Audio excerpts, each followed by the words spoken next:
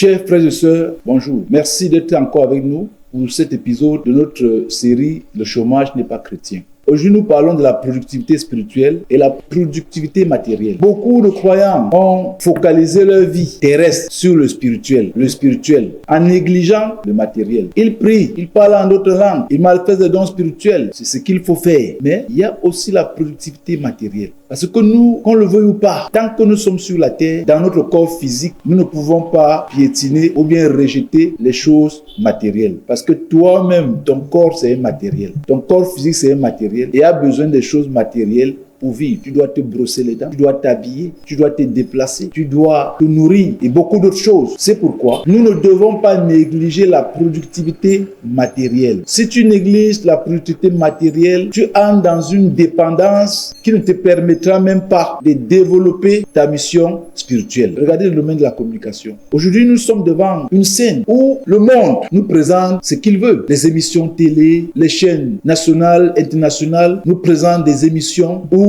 tu ne trouveras pas de production chrétienne parce que ça demande beaucoup d'argent. Si le chrétien ne prospère pas matériellement, il lui sera difficile d'acheter de l'espace, Canal+, d'acheter de l'espace dans des grandes chaînes du monde et influencer le monde. Et là, nous ne serons pas étonnés de voir que le monde est influencé par des consciences approximatives, des croyances négatives, des comportements reprochables parce que la lumière est absente. Nous sommes la lumière du monde. Et pendant que nous sommes sur la terre, nous sommes la lumière du monde. Et la lumière a besoin de chandelier. Chandelier, c'est le matériel. Il faut lever le niveau matériel de l'Église pour que notre influence soit totale sur la terre. C'est pourquoi la productivité matérielle doit être accélérée au niveau de l'Église. Où est la place de l'Église sur le marché?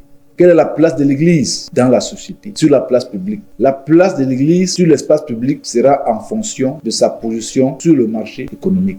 Tant que nous sommes pauvres, nous serons absents là où les gens parlent, là où les gens décident, là où les gens communiquent. Et si tu n'es pas sur la table, ne sois pas surpris de te compter parmi le menu. Et ceux qui mangent risquent de te manger. Mais quand tu es sur la table, tu es sûr que tu ne seras pas dans le plat. Merci de nous avoir écoutés encore aujourd'hui. En attendant le prochain épisode, portez-vous bien, que l'Éternel soit notre force.